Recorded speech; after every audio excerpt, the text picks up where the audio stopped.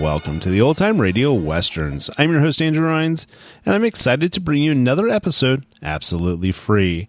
This is one of over 80 episodes released monthly for your enjoyment. Now, let's get into this episode.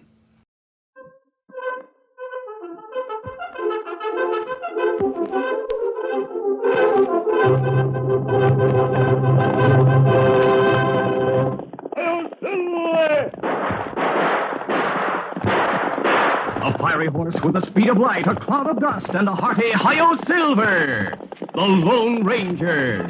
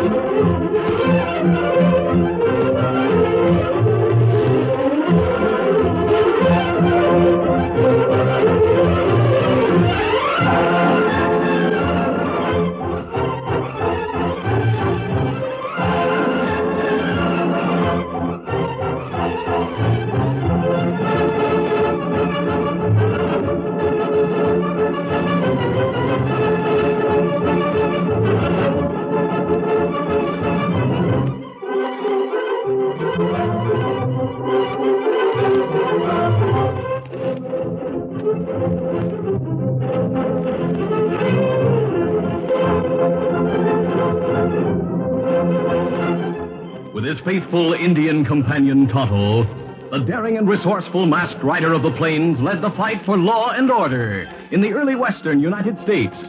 Nowhere in the pages of history can one find a greater champion of justice.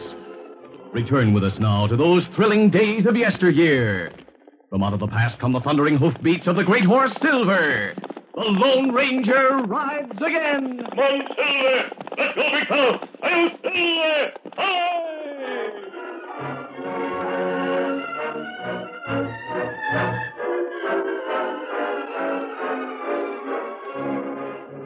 Many events happened to terrorize the settlers and ranchers in the territory surrounding Laredo. A brazen gang of outlaws, led by a ruthless bandit chief from across the border, Juan Moros, struck time and again, yet always managed to escape the law.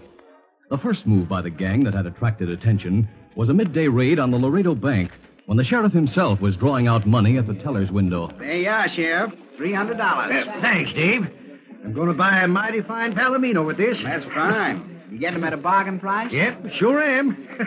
I'll tell you all about it sometime when there aren't other folks lined up behind me waiting to get here to your window. Oh, hurry on our account, Senor Sheriff. Well, that's nice of you, mister.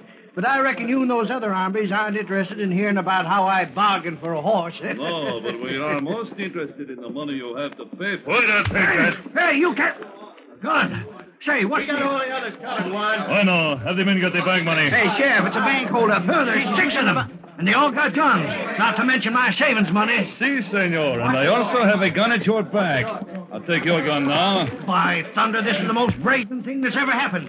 You can't get away with a thing like this in broad daylight. But we are getting away with it. My men are about finished back there getting the bank money. All right, Juan. We got everything. Good, very good. Now, Dusty, you and the men put the sheriff and the others in a vault. For safekeeping, huh? Yeah. Come on, Sheriff. Get moving. Now, see here. This is going too far. Go with him quickly, Savvy. All right. All right, in the vault. Yeah, we're ready to leave now, Juan. Bueno. Now we stroll out and get to our horses. Come along, senores. The next move made by Juan Moros and his gang was against a special stage from Corpus Christi, bringing not only a shipment of new paper money to the Laredo Bank, but also carrying as a passenger a rear admiral of the United States Navy, who was going from his ship in Corpus Christi Bay to Fort McIntosh near Laredo, a distance of about 125 miles. The admiral, accompanied by 2 aides, was going for a special conference with the fort commandant concerning contraband being brought into the country by boat. At the last stage way station, he had changed into dress uniform with plumed hat for the expected reception at the fort. The raid by Juan and his gang was entirely unexpected. I hope we soon reach the fort. I much prefer the rocking of a ship to the infernal bumping of this vehicle. I agree with you, sir. We'll soon be done with this rough riding, Mr. Radford. Great day, sir. We've met outlaws. Outlaws, eh? I thunder we'll give them a fight if that's what they want. Yes, sir. There are 5 or 6 in the gang, sir. You shot the guard. Be careful, you don't get a bullet, driver. Throw down the money box. I did not know there were such distinguished passengers in the court. Read you One of before my men is at the other door, senor, and one at the small back window. You and your gunmen won't get away with this. We're officers of the United States Navy. I and my men are standing here at the coach only as a precaution, senor, while the others obtain a certain money box from the boat of the stage. As a further precaution, I shall unload your guns. Senores, pass them to me, please. I'll be hanged. We shall shoot to kill, senor. They've got the best of us, Ensign. Have to do what he says. Yes, sir. Here's mine and mine. Gracias, senores. There. Now I return them to you here. You'll be caught and hanged. We'll report this to the fort. So, the exploits of Juan Moros and his men have already been reported to the fort, senores. We're ready to leave, Juan. Tell him in the mount. You see, Senor Admiral, I have not disturbed you much, nor have I robbed you. But there is one thing that has taken my fancy, senor. I must have that plumed hat you wear. Why, dress hat? Why, send it before I give you that. The hat or a bullet, senor, take your choice. You'd better give it to him, sir. Here, blast your ticket. Gracias, Senor Admiral. See, I put it on, so. Now I give you the sombrero worn by the great Juan Moros. There. Oh, you... It's an expensive sombrero, senor. And a fair exchange is not a robbery, no? Adios, senor. Let us leave here, Andre.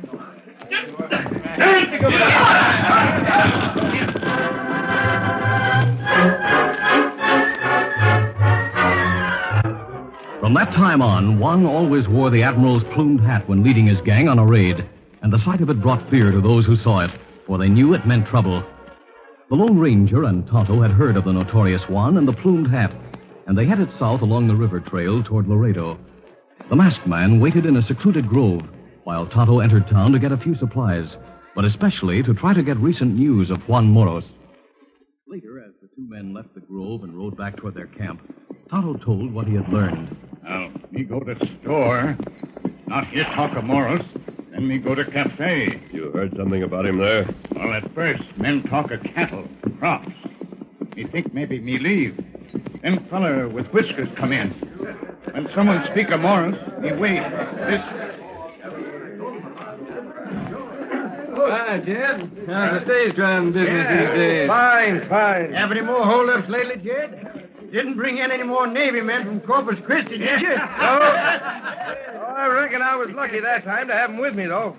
Juan Moros was so interested in that plumed hat, he didn't pay any attention to me. Morrow sure has made that plumed hat famous since then. Yeah, I guess he has, all right. I reckon since the troopers from the fort near here refused to give up hunting for him, Moros has finally decided to move to safer ground. Fact is, I haven't heard any holdups or killings in this vicinity by Moros and his gang lately. Because he isn't operating around here anymore. A few days ago, before I drove out of Corpus Christi, I heard Moros pulled a holdup on a trail about 20 miles southwest of there. The trail that follows the coastline down to Brownsville. So he's operating down that way now, huh? Well, we're sure glad of that. Yeah, but I get to feel a little nervous when I travel along the trail where it gets close to Corpus Christi. You know, meeting Moros and his cutthroat gang once is enough for me.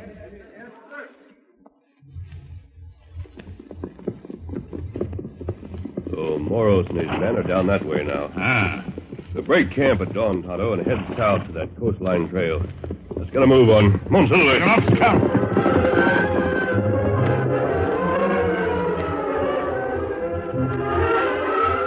The Lone Ranger and Tonto finally reached the coast trail at a point where it ran close to the Laguna Madre, a stretch of water between the coast and the line of sandy islands separating the coastline from the Gulf.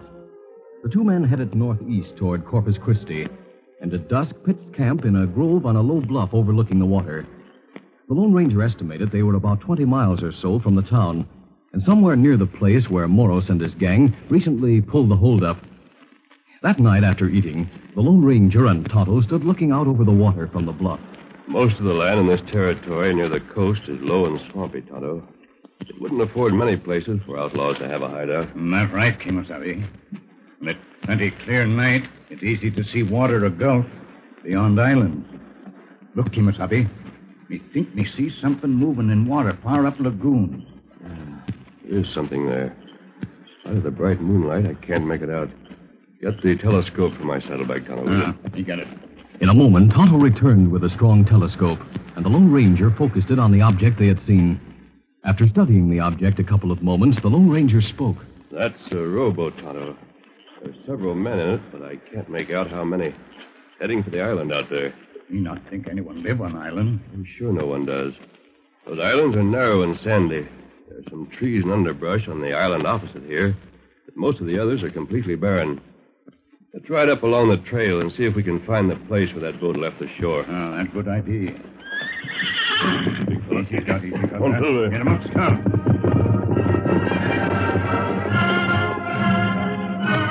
The Lone Ranger and Tonto rode up the coast trail for some distance. Then they pulled their horses to a slow pace. Easy, Silver, easy. Steady. We must be near the point from which that boat put out, Tonto. That's right. Look closely for fresh marks along the trail that might turn off toward the beach. For a short distance, the two men rode along in silence, with their eyes searching the ground. Suddenly, Tonto spoke. Wait, Kemosabe. Look. You see fresh hoof marks crossing trail. Them come from swampy land. Yonder. Yes, and they head off toward the beach. We'll follow and see where they go. Come on, Silver. Get him up, Scout.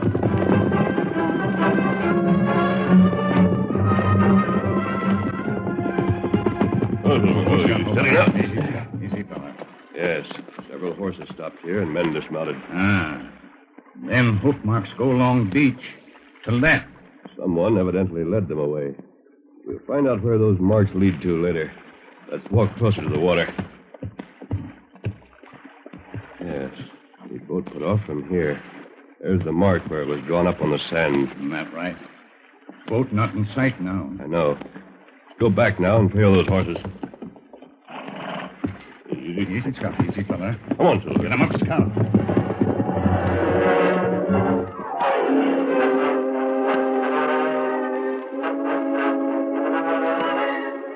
The Lone Ranger and Tonto found that the hoof marks went along the beach a short distance, then turned back and recrossed the trail into the swampland inshore. They drew rein where the trail of the horses entered the swamp. Trail lost after it crossed into swamp, Kemosabe. Yes. The men who used those horses must know a safe way through there. It would be dangerous for us to try. That's right. What do you think it all means? Tonto, I've decided Moros and his gang own those horses. Moros? Yes. I'd say the gang have a hideout, either in the swamp or out on that island. So if the hideout camp is in the swamp, I don't understand why they bothered to row over to the island at all. Unless them have bigger boat on the other side of the island to use for getaway if posse find hideout in swamp. Maybe a large boat does put in on the other side of the island, Tonto. That gives me the idea that Moros might be responsible for the contraband being sneaked into Texas. I think we'll have a showdown with Juan Moros and his gang sooner than we expected.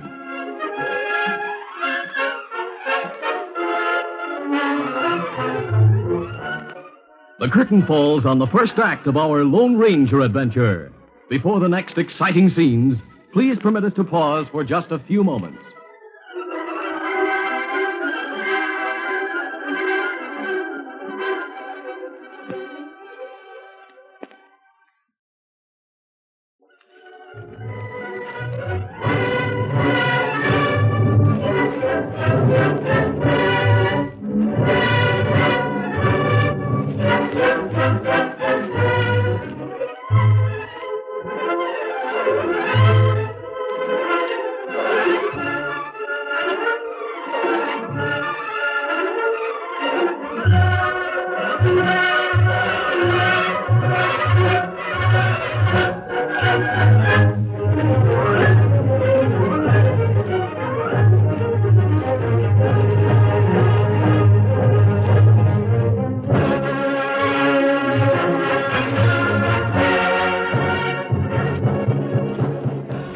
Now to continue.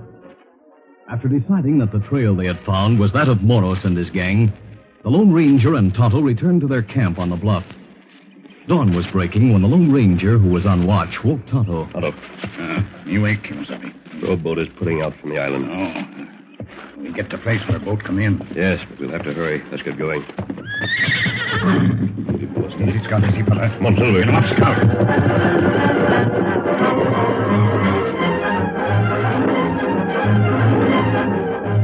A short time later, the Lone Ranger and Tonto arrived at the place where the hoof marks crossed the trail. They rode a short distance in toward the beach. Then dismounted and proceeded on foot, moving cautiously through the underbrush. When they reached the edge of the tall underbrush, the Lone Ranger signaled for a halt. There's a horseman, Tonto. He's brought 5 saddled horses here to meet that rowboat. The rowboat's still a long way out from shore. The man who brought the horses is watching the boat. We'll try to sneak up and get the drop on him. Come on. Moving cautiously, the two men started toward the cavy of horses. The man sitting in the saddle didn't know of their approach until they were only a few yards away. Then the masked man spoke sharply. Reach and don't move. What? Get off your horse. Holy mackerel, a masked owl. I said dismount. All right. We'll take him out where we left our horses, Tonto. Hold on, I don't get this. You will. I'll take your gun first. Now start walking. Bring those horses, Tonto. Me get him. With Tonto bringing up the rear with the horses, the Lone Ranger walked the man back to the grove where they had left Silver and Scout. After tying up the outlaw, they secured the horses, then retraced their steps to the edge of the undergrowth near the beach. You think maybe men in boats see horses leave? No. I think they were too far out to notice. We'll stay hidden here at the edge of the brush until they land.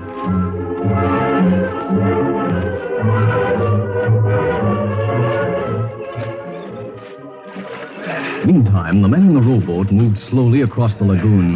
Juan Moros, sitting in the stern of the boat facing the beach, had been busy telling the men about his plans for a robbery. When he finished talking, they were about 200 yards from the shore. Juan looked up, scanning the beach. Then he spoke sharply. Pues, senores, quit rowing. What's the matter, Juan? The horses, they're not there. Hey, Juan's right. Maybe Gil's late this morning. Gil has never been late. He knows better than that. Well, what do you make of it, then? That I cannot say, Dusty, but we are not going to land. Turn the boat around and head back to the island pronto. You mean you think something's happened? You think maybe we'd be going into a trap, Juan? See, that's exactly what I think. We're going back. Then what?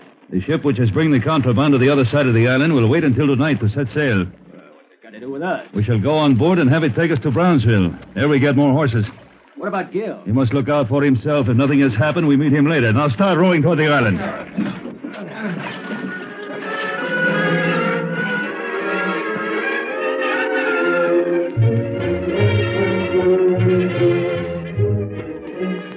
Waiting in their hiding place on shore, the Lone Ranger and Tonto saw the rowboat turn around and head back toward the island.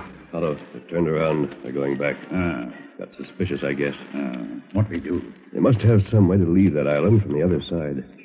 I'm going to try to find a way to get over there. What me do? Get Scout and ride to Corpus Christi. I understand there's a naval vessel still anchored there. Tell them you have reason to believe Juan Moros and his gang are going to make a getaway from the island on the Gulf side. Me go. It's not far. You be careful, Kimasabi. Adios. Adios.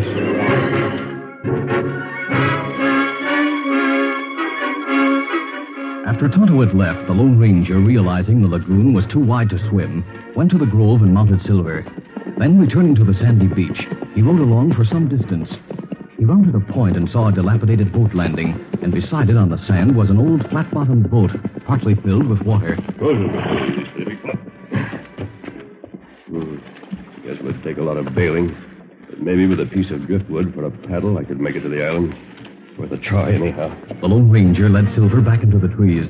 Then, returning to the beach, he tipped the boat to empty it of water. And pulling a narrow board from the old dock for a paddle, he shoved the boat into the water and headed for the island, alternately paddling and bailing.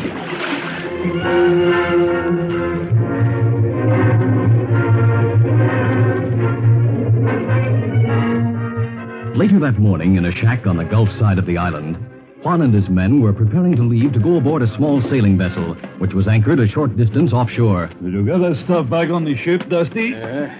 What's the rush in packing up our things? I thought you said the ship won't put out till sundown. I want everything on board right away, then we'll go on the ship, too. So let's be ready to leave in case anything happens. But don't forget your fancy plume hat back there in your bunk, Warren. So, that would not do at all. I shall wear it to the ship so it will not get messed up in my bag. Hey, the captain out there will think an admiral's coming aboard. Now, does he? Maybe so. Yeah, now I am ready, senores. Tex and I have our packs. How about you, Dave? Yeah, I'm ready. You, Ray? All set. Then come on, we'll row out to the ship and wait for nighttime.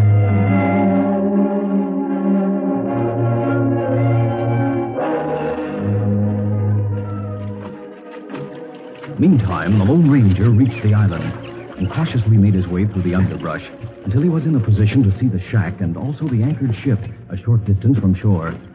As he reached his vantage point, Moros and the others were just getting into the rowboat. I was right. One of them is wearing a plumed hat. It's Juan Moros and his gang. Got to get aboard that ship somehow and make sure it doesn't leave. The Lone Ranger waited in hiding for some time. Noon came and went. He could see the men moving about on the ship's deck for a while. Then he noticed only one standing at the stern, and evidently intent upon scanning the waters of the Gulf. The ship was broadside to the shore, and the Lone Ranger decided to make an attempt to swim to the bow of the ship and use the anchor chain to get aboard. He cautiously made his way to some tall reeds along part of the shore, then slipped into the water after hiding his boots and gun belt, but taking one gun with him. Here goes. Managed to keep this gun dry somehow.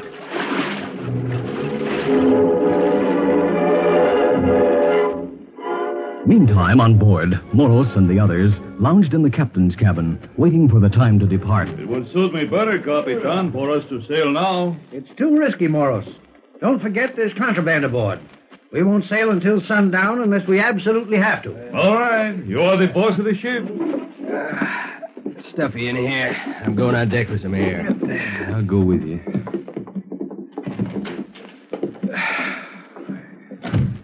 Wait a minute, Tex. Yeah, what's the matter? Thought I saw somebody duck around the end of the cabin.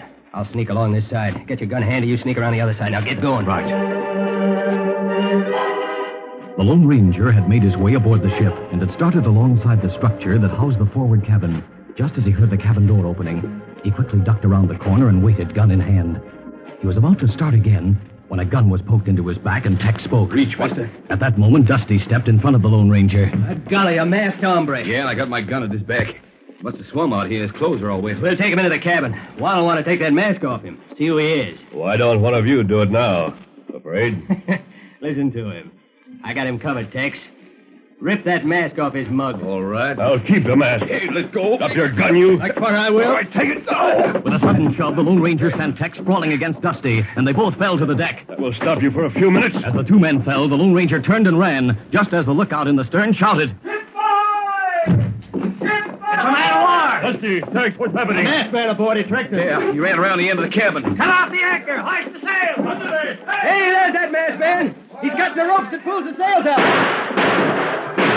Nothing strike now! Amidst great excitement, the Lone Ranger appeared first one place, then another, with knife in hand, cutting vital ropes and causing dismay and confusion.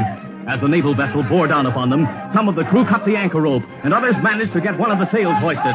Then another cry filled those aboard with greater dismay. The masked man!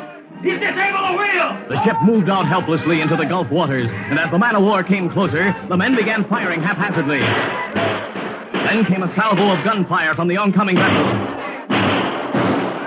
In the excitement, the masked man was momentarily forgotten, even by Juan Moros, until as the outlaw leader was about to go over the side, the Lone Ranger appeared beside him before he could go for his gun. You're not going anyplace, Moros. The masked hombre. It is you who disabled the ship. I'll face you. That won't do it. As the Lone Ranger's vicious blows began to wear him down, Juan looked around for help, but the others were too busy trying to fend off the boarding party from the man-of-war, which had come alongside. I'll get this over with. A terrific blow to the chin and one to the side felled Juan Moros, and he lay on the deck out cold, the plumed hat beside him. At that moment, the battle ended as the sailors swarmed aboard. This must be the masked man the Indian told us about, Admiral. You sent the Indian tunnel for us? That's right, Admiral. He said you were going to try to get to the island. From some of the comments we've heard, you did a lot of damage aboard this ship for one man. I did what I could to keep them from setting sail. Oh, by the way, I think this belongs to one of your fellow officers. What? Admiral, that's your plumed hat. And there's the outlaw who took it. Remarkable. but I never thought I'd engage in battle to get it back. That man you knocked cold as we approached must be the notorious Morrows. That's right, sir. You have the rest of his men among your prisoners. This ship was running in contraband. Yes, I'm sure of that. Your Indian friend and some of my men rode back to the point where he left you. He told me some of the gang were camped in the swamp. That's right, sir. I'll have a boat moored. We'll take you ashore across the lagoon.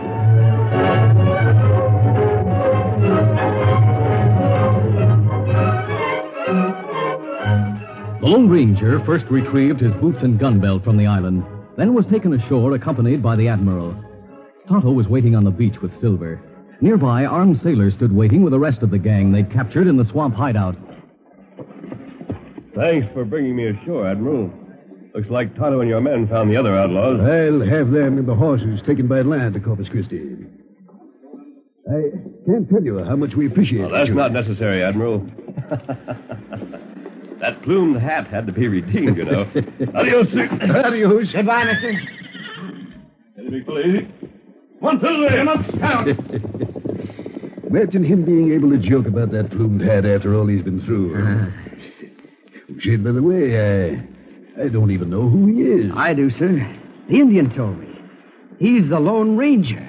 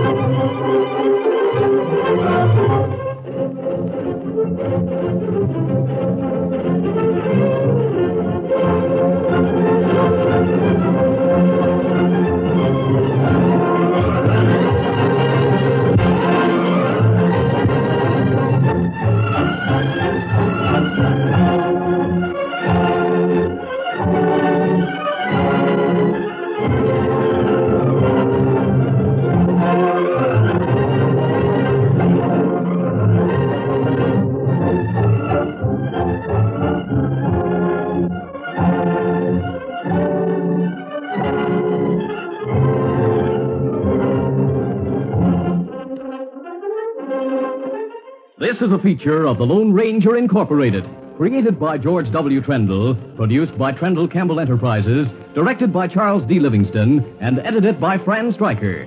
The part of the Lone Ranger is played by Brace Beamer.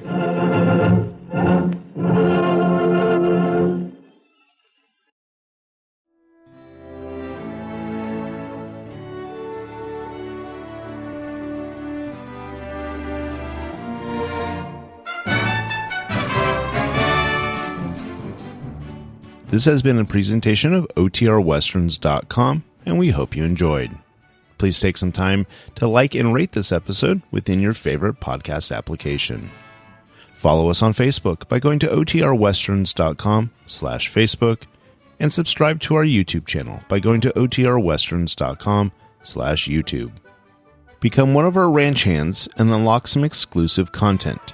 We want to thank the following ranch hand, Steve, who joined us recently. You too can join by going to OTRWesterns.com/donate. Send us an email, podcast@OTRWesterns.com, and you can call and leave us a voicemail, 707-986-8739. This episode is copyright under the attribution, non-commercial, share-alike copyright. For more information, go to OTRWesterns.com/copyright. Have a great day, and thanks for listening.